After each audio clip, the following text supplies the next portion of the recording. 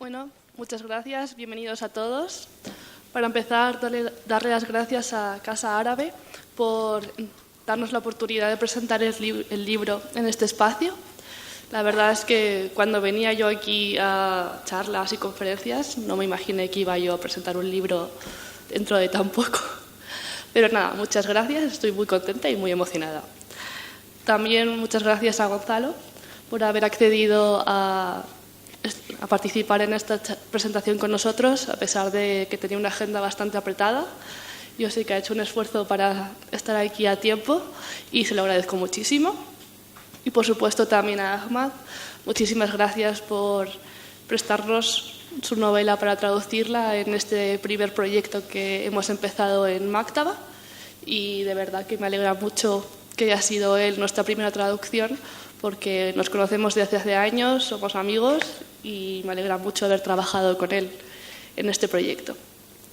Para los que no nos conozcáis, Maktaba es una colección de la editorial Relé, que es una editorial un poco especial porque, entre otras cosas, nació con el objetivo de publicar autores noveles que todavía no habían tenido su oportunidad de entrar en el mercado editorial, y entonces Maktaba les ofrecía, Relé les ofrecía la posibilidad de ser publicados por primera vez. Además, Relé organiza unos talleres literarios y muchos de los autores que se publican salen de esos mismos talleres literarios. Con el paso del tiempo, Relé ha ido ampliando horizontes, se ha ido centrando en otros temas, pero siempre intentando ofrecer al público español, al lector medio, una serie de temas, una serie de enfoques que no estaban en el mercado todavía. Por ejemplo, hay una colección que se llama Hojas en la hierba, que trata temas de ecología en Estados Unidos, el inicio del ecologismo y el movimiento trascendentalista.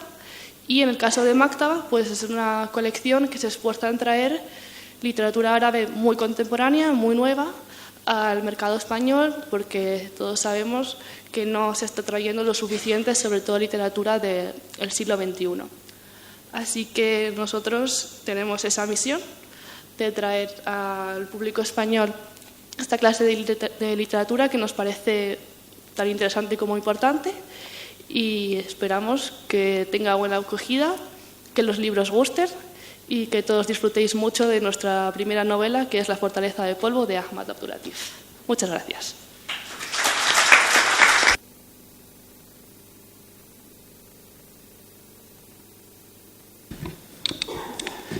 Hola, buenas tardes y bienvenidos. Pensaba decir lo primero que estoy saliendo de un catarro y espero que no me falle la voz, pero me ha salido un vozarrón. Bueno, yo me gusta siempre empezar diciendo que una traducción es siempre un milagro. Es pasar de una lengua a otra, un texto que ha estado escrito con otras palabras y que suene en otra lengua, es siempre algo muy especial que no acabamos de entender cómo puede ser. Y siempre me gusta decir que cuando eso ocurre entre una lengua como el árabe y otra como el español, pues el milagro es aún mayor. Y además de eso, hoy el milagro tiene también otros nacimientos. Estamos ante el nacimiento de una nueva colección, y yo creo que es algo que hay que celebrar, que en estos tiempos alguien como Covadonga se anime y sea capaz de lanzar un nuevo proyecto editorial, que se empieza además con un autor, Ahmad Abdulatif, que creo que es representativo de la nueva novela egipcia, de la nueva narrativa egipcia y por tanto de la nueva novela árabe, porque Egipto es un país que por su producción, por su cantidad, pues digamos que lo que hoy ocurre marca la pauta de todo el mundo árabe. Y bueno, pues es una alegría que un autor como Ahmed esté por fin en lengua española. Además de todos estos elementos, la novela cuenta también con un excelente prólogo de Ignacio Gómez de Liaño, que se encuentra hoy aquí también. Entonces, todo esto hace de este libro que nace hoy o que presentamos hoy al público algo muy especial que hay que celebrar. Y bueno, pues me alegro de que hayan venido en masa hoy aquí a escuchar a Ahmed, a acompañar a Covadonga en su nueva aventura y bueno, pues lo más importante es escuchar al autor. Pero antes de ello, bueno, pues como me han convocado a mí también, voy a intentar hacer una pequeña lectura mía personal de lo que este libro significa.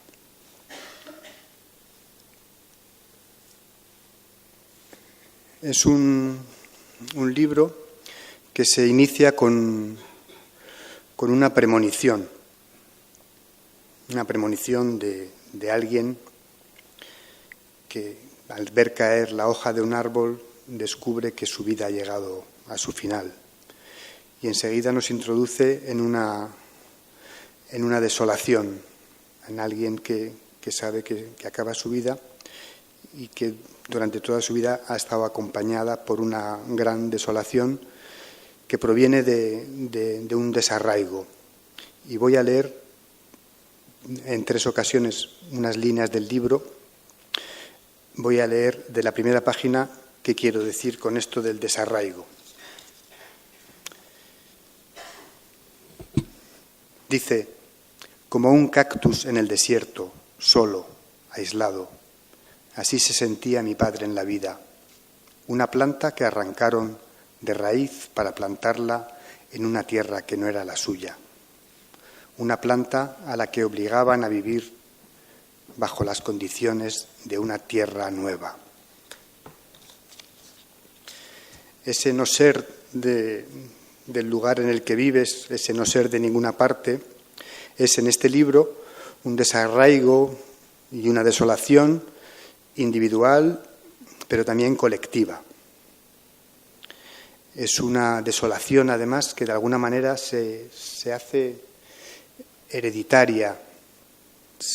Hay una genealogía que también es una genética de esa desolación, porque nos está hablando de los moriscos, de ese grupo hasta no hace mucho olvidado de la historia, ese grupo que sufrió como ningún otro una de las páginas más negras de nuestra historia, de la Inquisición.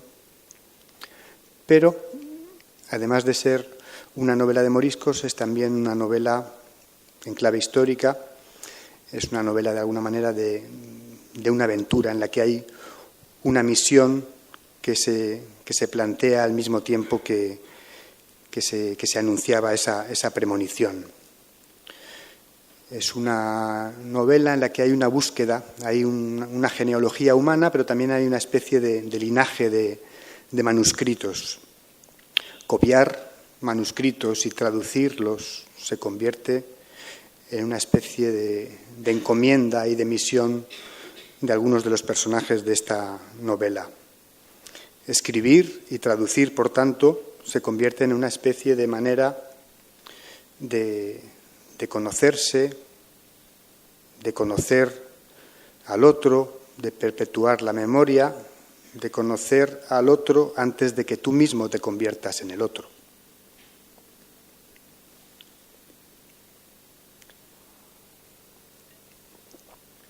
Pero en la novela, ese código en principio que le correspondería en tanto que novela histórica, se rompe con frecuencia, se rompe de diversas maneras, por ejemplo, el código de la temporalidad, haciendo que muchas veces podamos leer esa novela histórica encuadrada en espacios que no suelen ser habituales. Leo otro fragmento donde dice: la religión se utiliza para movilizar a los miserables y a los pobres contra los miserables y los pobres.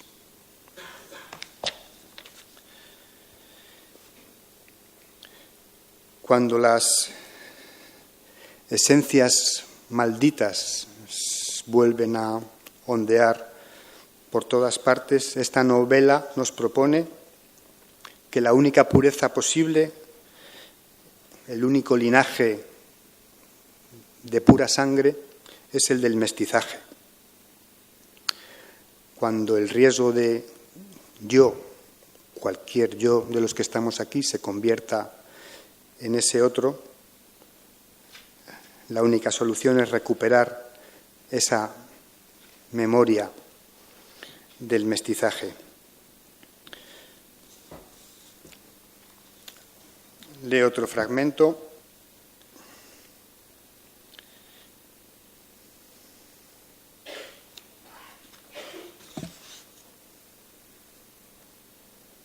Yo sabía, después de haber caminado mucho buscando a mi padre, que los caminos largos son circulares. Sabía que lo que pasó, pasa, que lo que pasa, pasará, que lo que pasará, ya ha pasado. Hubo un tiempo, allí por el siglo XVI, cuando había un subgénero en la literatura española que se llamaba la novela morisca. Era un tipo de novela que, una vez no finalizada del todo la expulsión de los moriscos, pero bueno, ya la conquista de Granada idealizaba de alguna manera parte de la época andalusí, la convivencia entre religiones, entre culturas distintas. Esta novela, de alguna manera, pertenece a una nueva narrativa árabe, pero también a un nuevo subgénero de novela morisca árabe, en el que hay cierta producción que aborda esta temática y, de alguna manera, hace que esta novela, originalmente escrita en árabe, pero planteando en su lengua cuestiones que tienen que ver con esa polifonía y esa poliglosia de la propia lengua árabe y sobre todo de los moriscos, con esa creación tan propia de los moriscos como era la aljamía, el castellano de la época escrito con caracteres árabes e impreso de espiritualidad islámica, acabe remontándonos a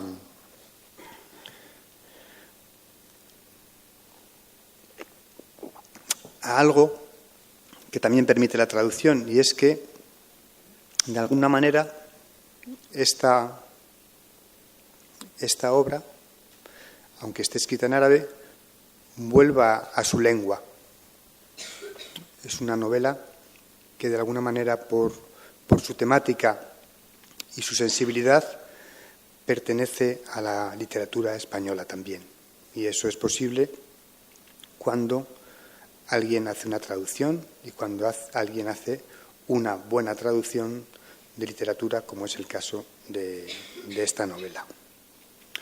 Antes de dar la palabra a Ahmed, me gustaría evocar uno de esos momentos que tiene la novela, en el que hay una metamorfosis, cuando una familia morisca, la protagonista del libro, pues antes de una de esas premoniciones de las que hay tantas en el libro, de momentos trágicos que van a venir, pues se plantea que tienen que convertirse en piedra de alguna manera. Y hay un debate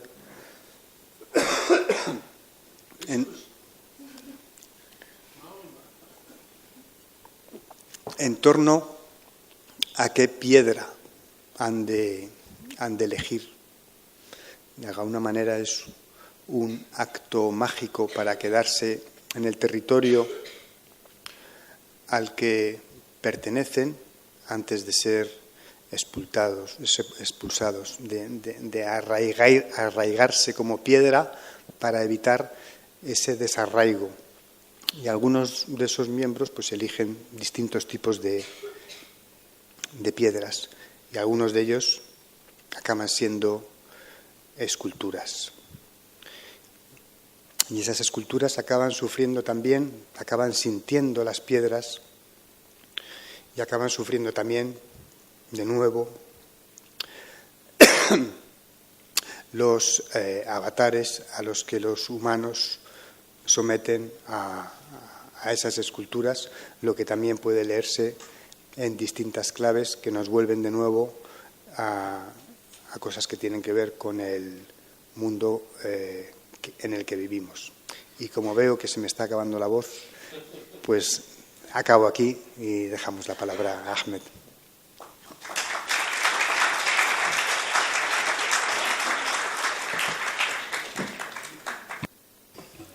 Buenas tardes. Disculpen que no sé hablar bien en público. Creo que escribir es una tarea de sombra, que los escritores no tienen que estar aquí, no tienen que estar en luz ante gente, porque creo que los que pueden estar en público son los actores, no son los escritores. Pero como me obligaron a venir aquí a hablar, entonces voy a hablar. De pequeño también me gustaba ser actor. Iba a los teatros y los cines del Cairo con mi padre y a la vuelta imitaba a los actores. Pero a 6 años descubrí que tenía un problema de vocalización y por lo tanto tenía que pasar de 2 a 3 años en una logopedia para aprender cómo se pronuncia, cómo se dicen las palabras. El logopoda me dijo, tú no puedes ser actor, ni presentador, ni guía turístico. Tú tienes que evitar todas esas profesiones del futuro en que tú tienes que estar en público. Y al final estudiante público, que es una paradoja. Pasando 2 sesiones a la semana, durante 2 o 3 años, en una logopedia, hablando con niños que tampoco sabían hablar, con un doctor, le llamamos ahí en Egipto doctor, que me enseñaba a hablar, llevando la lengua arriba, abriendo un poco la boca, que esa letra tiene que decirse así. No es muy dramático porque en estos momentos descubrí que hablar no es la forma de expresarme, que la forma de expresarme es escribir. Por casualidad, en estos años, eso lo he contado en Toledo, Covadonga tiene que escucharlo otra vez, que por casualidad mi madre creía en los sueños y cada día por la mañana tenía que contarle el sueño que tenía durmiendo. Y como no tenía sueños todos los días, no recordaba los sueños todos los días, tenía que inventar cuentos, tenía que inventar sueños. Entonces he ido en esas 2 vías paralelas, inventar sueños para mi madre, escribir para expresarme lo que sentía, el miedo también que sentía a la gente hablando, y todo eso se ha convertido desde muy pequeño en cuentos, sueños, escrituras sin ningún título, y muy pronto descubrí que soy escritor, que no hay otra forma, que no puedo ser otra cosa. He ido a muchos trabajos para no ser escritor. He trabajado en algún momento guía turístico en público. He trabajado profesor de lengua árabe para extranjeros. Fíjense que yo tengo que, seguro que he pasado todos esos problemas de vocalización, o así imagino. El problema de la vocalización para mí es la idea que descubrí luego que es la verdad. Cuando hablamos, escuchamos nuestras voces, imaginamos nuestras voces imaginamos como la gente nos está escuchando. En algún momento descubrí que estoy viviendo la ilusión, que lo que la gente escucha no es lo mismo que yo escucho cuando estoy hablando. Eso lo he pensado mucho tiempo después, la idea de la verdad. Si yo tengo alguna verdad, si lo que pienso sobre mí mismo es verdadero o falso. En el 1996 he empezado a estudiar español en la Universidad del Azhar, en el Cairo. Y me ha llamado mucha atención la literatura española y la de América Latina. He leído muchísimo. Yo he pasado casi toda mi vida leyendo. No sé si se puede hacer otra cosa. Yo creo que soy lector también, como dice Borges, que soy escritor, pero al final soy lector. Y en esta época me surgió la pregunta de la identidad, estudiando la historia de la Andalus y la historia de los moriscos. Pero en ningún momento pensaba que en algún día puedo escribir una historia, una novela histórica. O de otra forma, yo quería leer otra novela de los moriscos que no sean estas. Y esta novela no está. Esta novela no está porque están cargados de muchos documentos, como debe ser una novela histórica. Y yo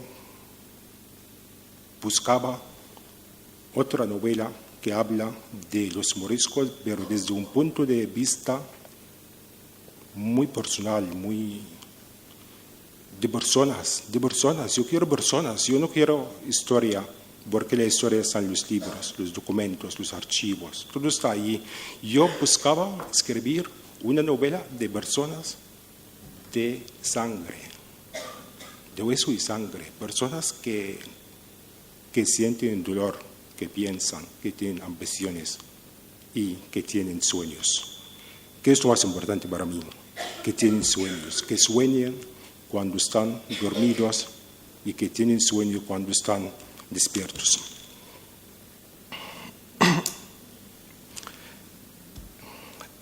Por casualidad, la mayor parte de mis novelas fueron escritas después de la Revolución Egipcia.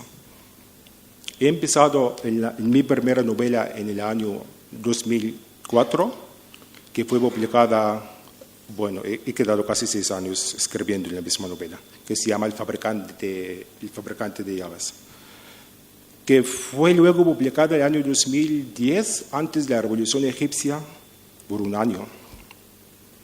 Luego, las otras 4 novelas se han escrito durante los últimos 9 años, decimos, donde había revolución, donde había transición en Egipto, donde había fracaso, donde había sangre, donde había preguntas de identidad.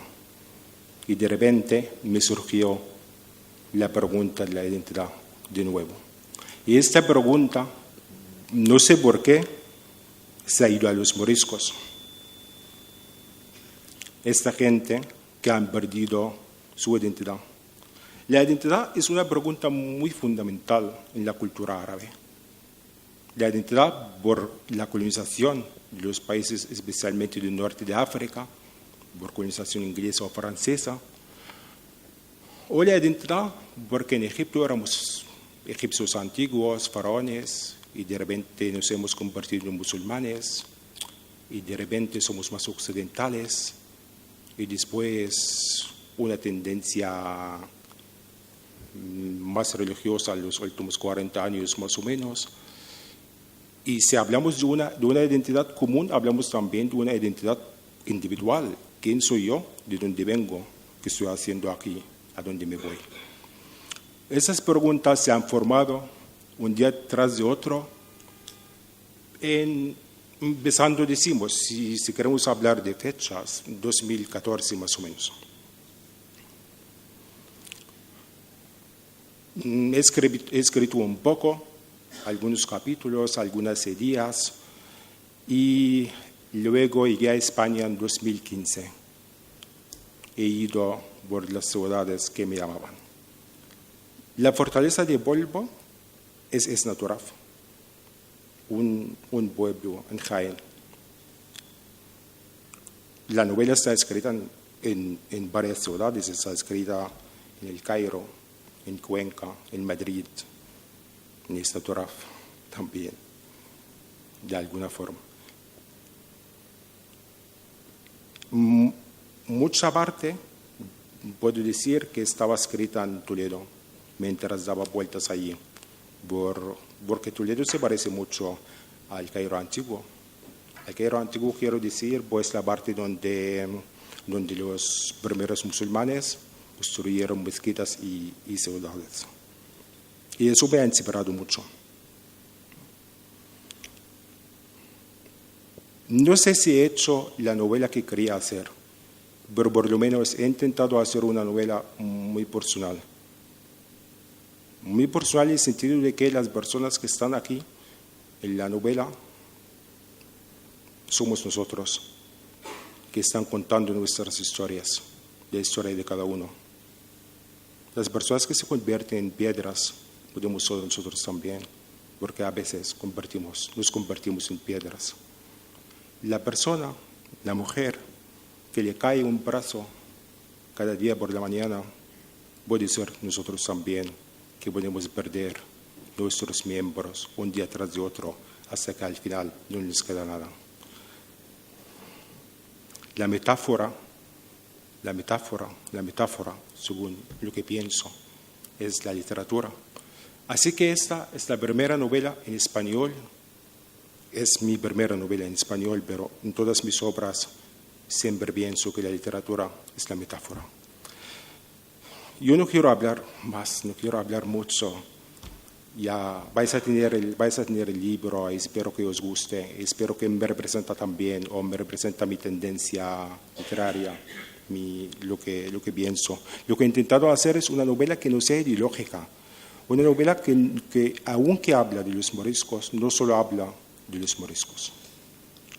Agradezco al final Covadonga, que me ha llevado a la lengua de Cervantes, y eso es un gran aprecio para mí, porque hace 20 años no pensaba que yo podía estar en la lengua de Cervantes.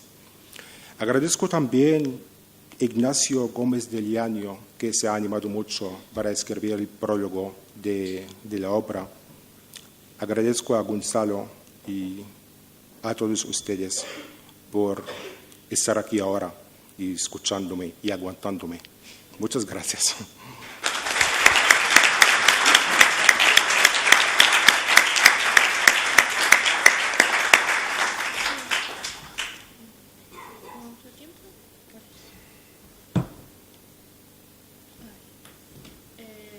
Si quieres, en la última presentación, que fue el jueves, hicimos un momento que leyó Ahmad un trozo de la novela, el principio, en árabe y luego leí yo un poco en español. Como creo que vamos bien de tiempo, si queréis podemos leer un poco y luego pasamos a la ronda de la pregunta. Yo creo que sí. Gonzalo, ¿quieres leer tú o leo yo en español? Bueno, vale. Ahmad.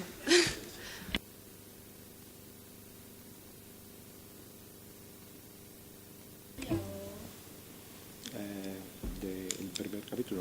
Vale. Sí, pero...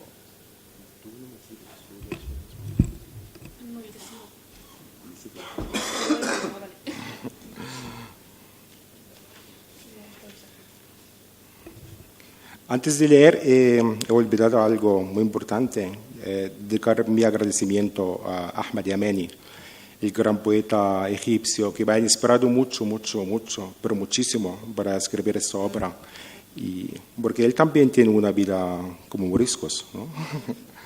Que ha emigrado de Egipto hace 20 años más o menos y está aquí. Muchas gracias, Ahmad. Y te dedico el libro también, pero también me gusta decirlo en público. Vale, empiezo desde el primer capítulo. رأى أبي أن أوراقا تتساقط من أغصان شجرة. رأى أنه اقترب من ورقة واحدة وقرأها. كانت الورقة شديدة الصفرة، كانت بحجم يده، كانت خريفية جدا. رأى أن اسمه محفور بين نسيجها. في المنام رأى أبي العلامة، وفي الصباح بصوت قادم من مكان آخر أخبرني أن ورقته سقطت من شجرة الحياة. أخبرني كأن الأمر يخص رجلا آخر. أخبرني بأن 40 يوما ما تبقى له في الحياة. لم يكن أبي يخشى الموت. كان الموت بكلمات أبي محض انتقال من حياة لحياة، محض تخل عن الزائل للفوز بالدائم. الموت بكلمات أبي انكشاف المحجوب وتعرية الحقائق. كان أبي في المقابل يخشى الحياة. الحياة بكلمات أبي سلسلة لا متناهية من الألغاز والفخاخ. الحياة بكلمات أبي محض كتلة صماء كثيرة القلق، تثير القلق أكثر من الطمأنينة. Gracias. Pues voy a leer yo el mismo fragmento en español. Mi padre vio las hojas cayendo de las ramas de los árboles. Se acercó a una hoja solitaria y la leyó. Era de un potente amarillo, del tamaño de su mano, muy otoñal. Su nombre estaba grabado en el dorso. En el sueño, mi padre comprendió la señal. Por la mañana, con una voz proveniente de otro mundo, me avisó de que su hoja se había caído del árbol de la vida. Me avisó como si el asunto no fuera con él. Me avisó de que tan solo le quedaban 40 días de vida. Mi padre no le temía la muerte. La muerte era, en sus palabras, el mero paso de una vida a otra, la mera renuncia de lo efímero en favor de lo eterno, descubrir lo oculto y desnudar las verdades. Por el contrario, mi padre le temía la vida. La vida era, en sus palabras, una cadena infinita de enigmas y trampas, una masa sorda que provocaba más preocupación que tranquilidad.